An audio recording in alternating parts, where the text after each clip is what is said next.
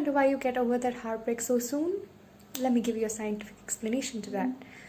Okay, so you have got your heart broken by someone. Huh, what a bummer. How do you get over it? You eventually do, don't you? So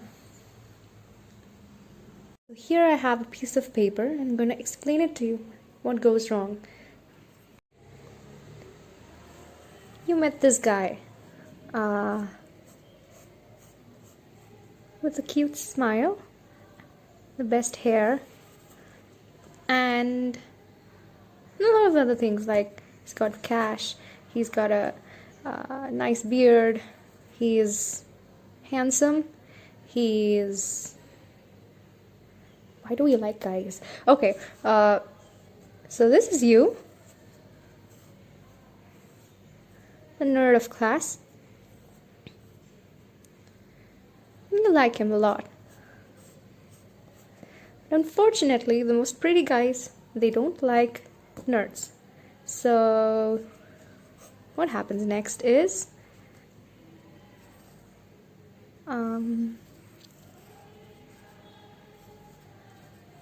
this is you again.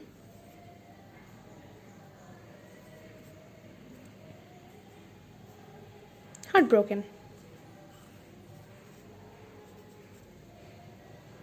Alright? Now you think you'll probably die.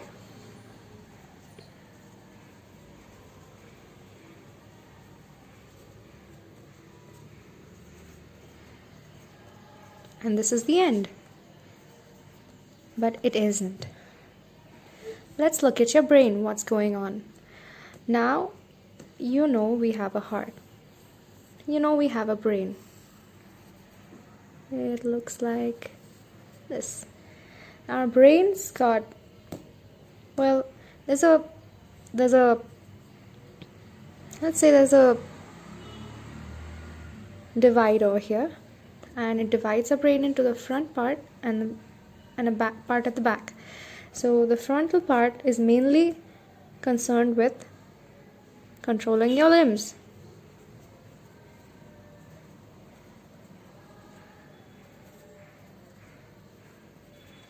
And more or less, this part here at the back is concerned with your sensations, your what you feel, pain, temperature, touch, and stuff like that.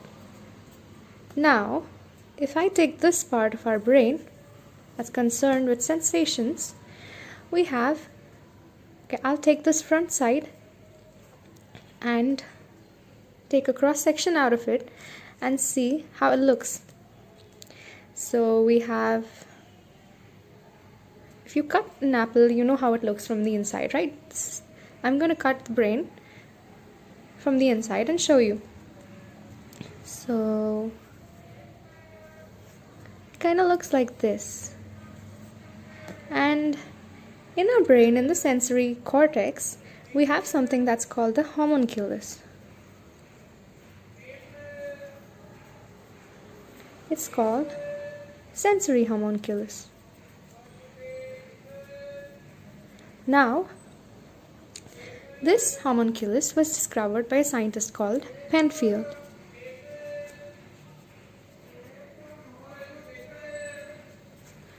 He stated that the whole body has a inverted representation of sensations that we perceive every day. So, say, you know how our body looks like. It's got the head at the top, then our upper limbs and trunk, and then our lower limbs. According to sensory homunculus, the lower limbs are expressed on top. So this is supposed to be the foot, this is supposed to be our body, this is supposed to be our hands, this is supposed to be our face. So this is how we're represented in the brain, upside down. And some of the regions of our body have higher representation than the others. Say, our lips have more representation than the other parts of the body. Also, our thumb also has a greater representation. These parts of the body are used more than others, if you notice. Like when I'm using this pencil, I'm holding it with my thumb. When I'm eating food, I'm holding it with my thumb. When I talk, and we cannot live without talking, right?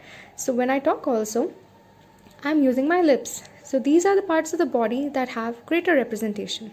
Similarly, you might have noticed your trunk or your back doesn't do much through the entire day. You're just sitting there, right? Or you're just walking. Does it do a lot? No. So its representation is lower than the parts which are used more. So this is your sensory cortex. Now you'd be wondering, I've talked about the foot, I've talked about the hand, I've talked about the face, lips, thumb, and trunk. Where's the heart? Where's the heart? Where's the liver? Where's the kidney? Do they not exist here? The answer is no. Your heart doesn't exist in the sensory cortex, your liver doesn't exist in the sensory cortex, neither does your kidney, spleen, lung, or any of the major internal organs, which are called visceral organs. They do not exist in the sensory cortex. So, technically, your brain does not know the existence of your heart.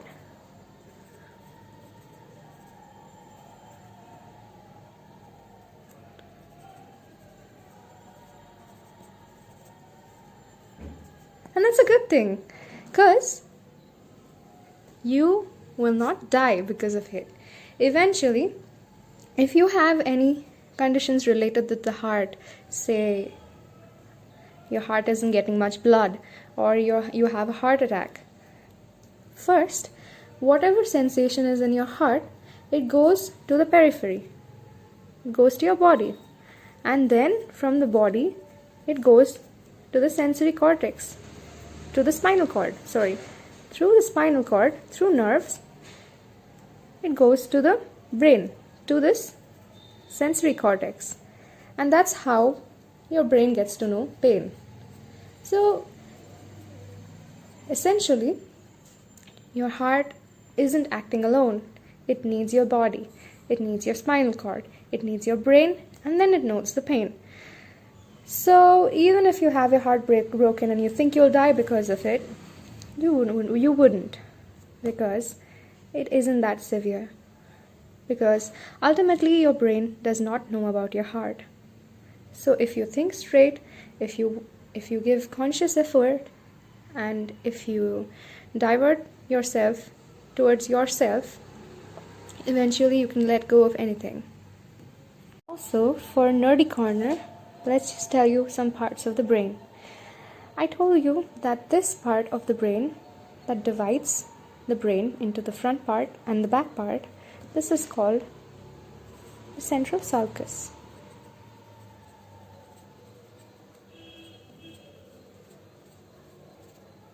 And this part in the front that controls your limbs, the movements of your limbs, is called the motor cortex. The motor cortex. And this part at the back that controls your sensations like pain, touch, temperature, joint position, which is also called proprioception, and vibration sense, this is called the sensory cortex.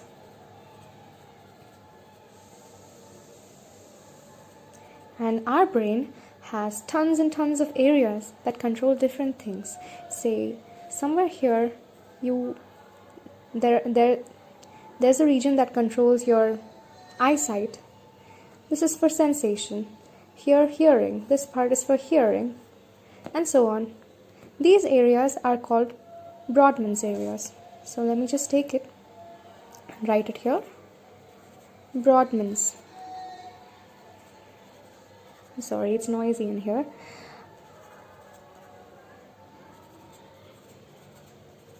So these Brodmann's areas are basically some numbering systems done to kind of label your brain areas. And our sensory cortex happens to be Brodmann areas 3, 1 and 2. Now, another key concept you should know is that whenever pain from one organ or one part of the body goes to the other part of the body, that type of pain is called as referred pain.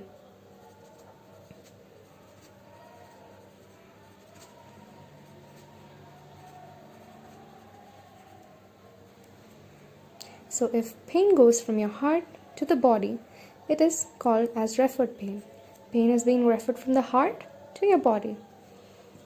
Now you know why it's less severe, because the pain that has to be experienced has to go from your heart, it's got to be referred to your body, then your spinal cord, and then your brain, and then you get to know the pain.